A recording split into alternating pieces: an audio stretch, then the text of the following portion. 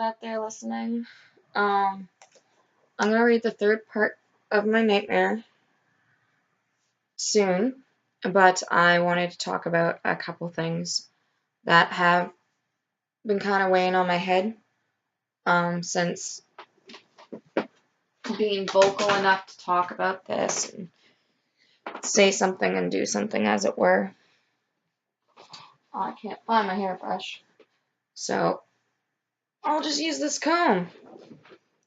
Alright, so recently I did a video about my nightmares, and I was reading some of it, and then I think my last video was the message to Dustin. Now, one of the things with having complex PTSD is every freaking choice you make gets overanalyzed to hell, and at least for me it does, and fear is a big part of that. Anyone who's watched the nightmare videos has gotten to see a glimpse of what that means for me.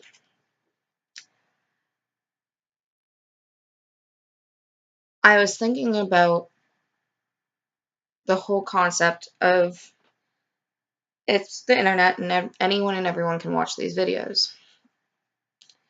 And it was bugging me, and I happened to get a question from my email from one of the forums that I post on.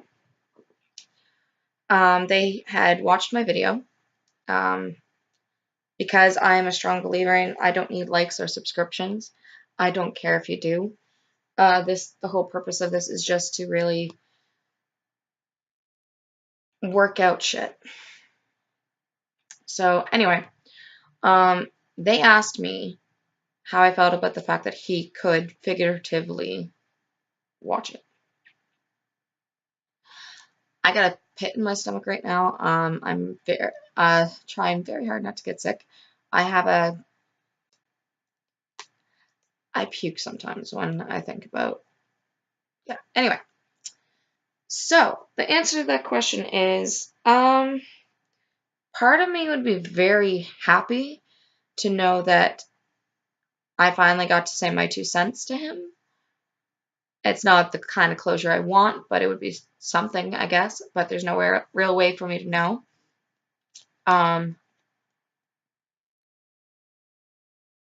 But mostly, it's I don't care what any of y'all say to what I'm about to say. In my head, the only thing I can think of is please don't hurt me. Please don't watch that video and come after me, come looking for me, because I can't. I'm sorry. I see your face and I don't know what's going to happen. I hope that I'd probably likely or hopefully would try to stab you or, hurt you the way you hurt me or some shit like that. But I know myself. And I know that it would just be a mess. I'd be a mess. I don't know if even if he came to just talk, I think I would just explosive emotions. It's really difficult when the person who hurt you isn't like most people see like a drastic age difference between the person who abused them when they were a kid and the age they were as a kid. I have the unfortunate circumstance that he is not horribly, horribly older than me. Yes, he was a teenager and I was a child, and he had not just done it to me, he had done it to another person, so he obviously knew what he was doing, and there is no excuse for that. But there's a part of me that thinks, okay, well, maybe he would try to talk to me like a normal human being. Maybe he's not, completely psycho. But there's no way for me to know that. and putting that video out. I'm happy that I did it. Like, I know I'm fidgeting and shit, but I'm sorry. Alright, so yes, happy that I put it out there and said what I had to say and did. It was the bravest thing I've done, is saying my 2 cents.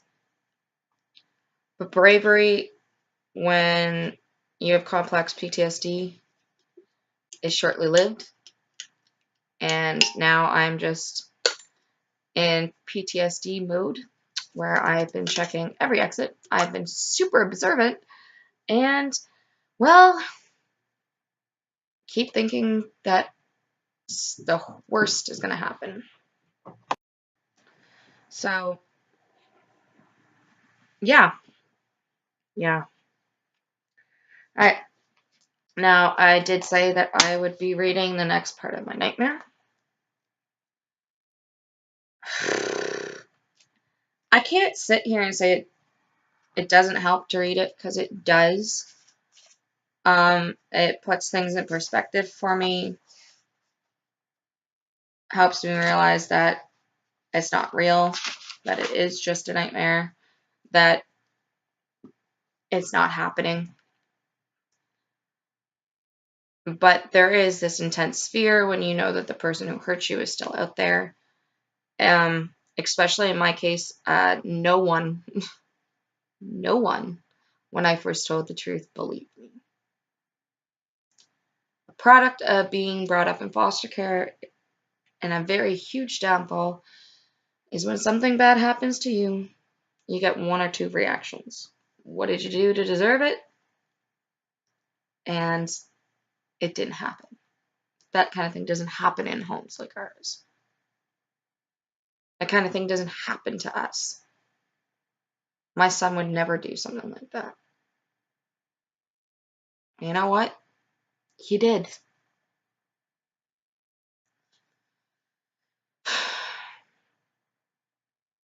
Maybe this is turning out to be a video for somebody else.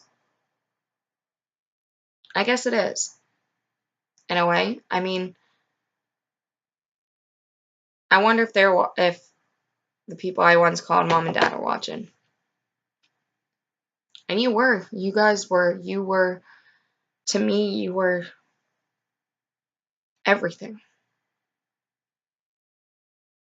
Yeah, you were hope, you were future, you were love, you were family. You redefined what those things meant for me and made me feel home and made me feel whole. And when I told the truth about what your son did to me, I remember the last time I saw Sheila. She was my mom.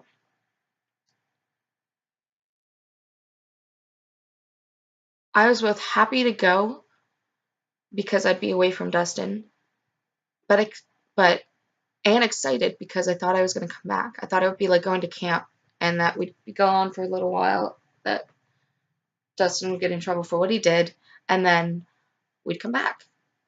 That's what I thought, because I was 13 and I honestly believed that these were my parents, that they loved me, that I thought I'd be praised for telling the truth, for following God's law, for being honest. I thought I was living in the Pentecostal way and being honest and true and not lying and being respectful. I followed everything to the letter.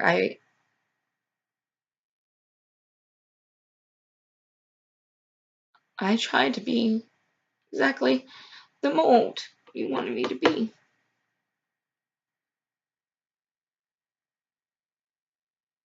And that stale hug you gave me, like, deep down I knew you were happy that I was going. I don't know if it was shame,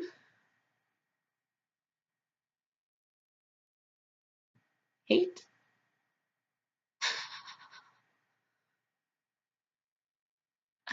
I loved you like my own mom.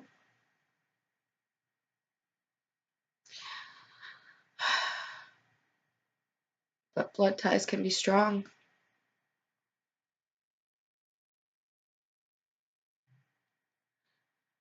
I hope you guys know that I remember all you did for me. That, yeah, the one thing I wanted you to do for me, you didn't. I wanted you to believe me. I wanted your love for me, too, to be enough to believe me.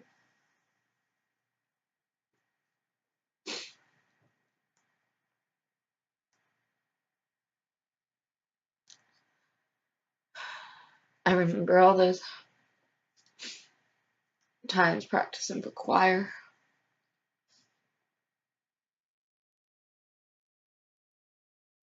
All the times you made me feel like a normal kid. I want to say thank you for that. That I can't.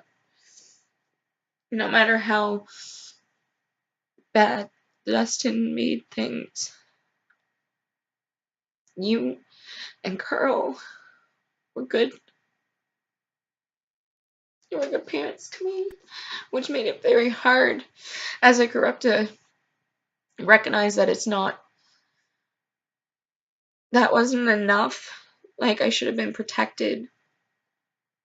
But how can you protect someone from something that you choose to be oblivious to? I mean, after Brittany told, didn't you for once think that maybe you shouldn't have him watch us, shouldn't have him babysit?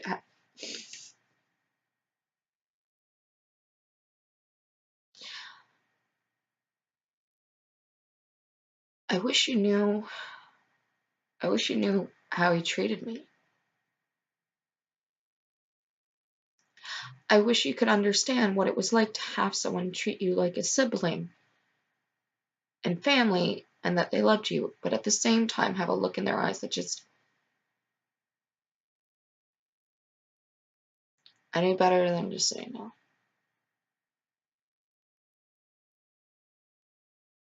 And maybe you'll never understand that.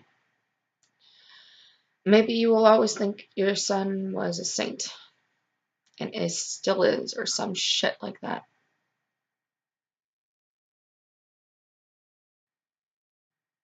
But when you get on your knees to pray at night,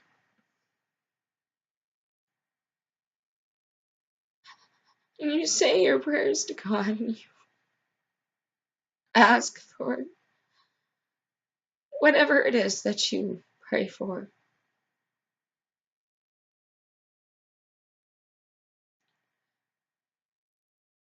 I hope that you pray for forgiveness for letting him do what he did.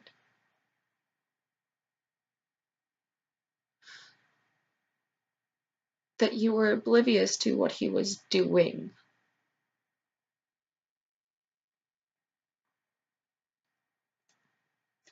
And I guess this is the next part here is for Carl.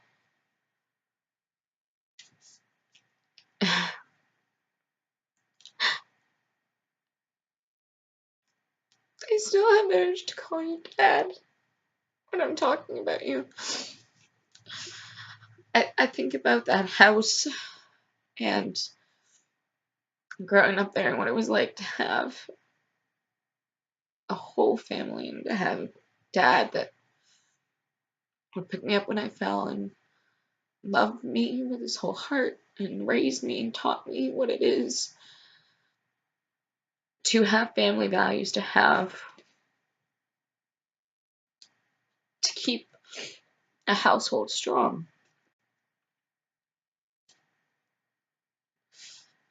You taught me a lot of things. I think the biggest thing you taught me, though, was no matter how bad things are, that if you've got love in your heart, hold on to it. Though I don't believe in God, and you said it was God's greatest gift was his love for us, and that it is up to us to spread it and not hate. I wish I could still see things the way that you taught me so much clearer. I can't. I don't know how anymore.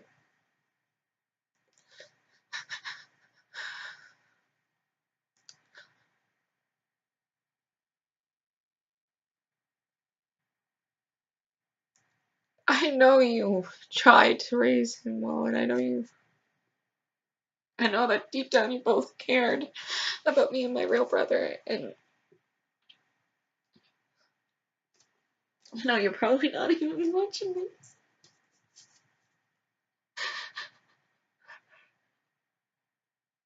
But I miss and hate you the most because you were the strong protector in my life, and you didn't stop him. You didn't protect me the way that I've seen you protect me and our family, our whole life, my whole life up to that point. I thought that you were just this tower that could never be knocked down. That if you knew what he did, that you would have been that tower for me.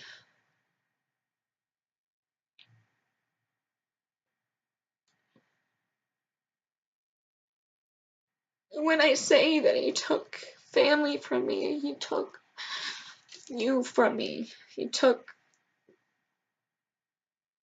what it would have been like to grow up being loved and cared for the whole time, and not having to go through home to home or bad relationships or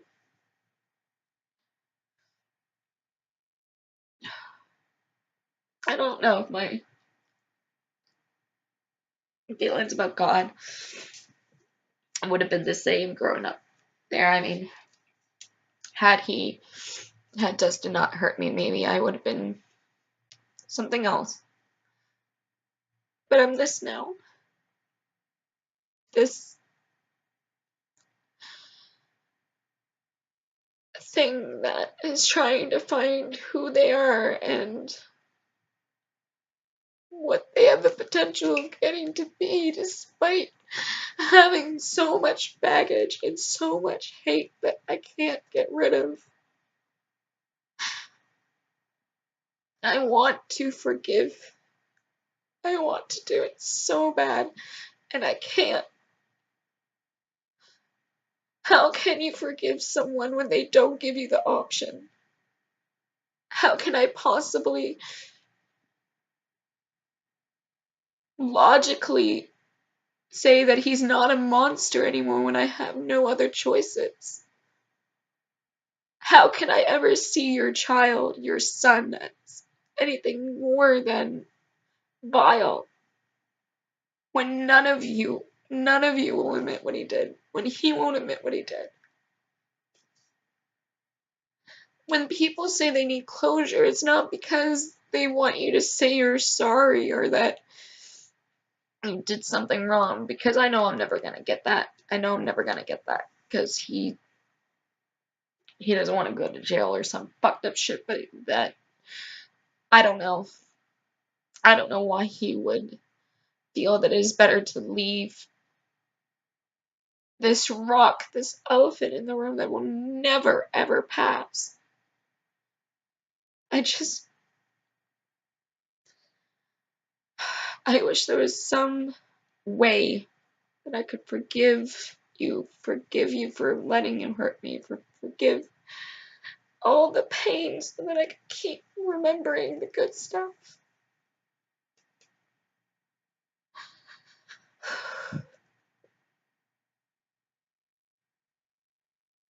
It was hard when I was young because I didn't know how to deal with this, and I didn't know how to deal with what happened. That the few times throughout my life that I got to see some of the family, it was like, I just want to hold on to this moment forever. I don't want to let go of it. When I saw Amanda in this store after I had to move out years after that. And I seen her and I just was like, I know this is wrong. To want to hug this person, to want to be a part of this again, because I don't ever want to see his face again. But getting to see her, or getting to see you, or to see Sheila, and not having to deal with him. The only good dreams I have about you guys is that there might be some reality in which I can forgive you and find my peace.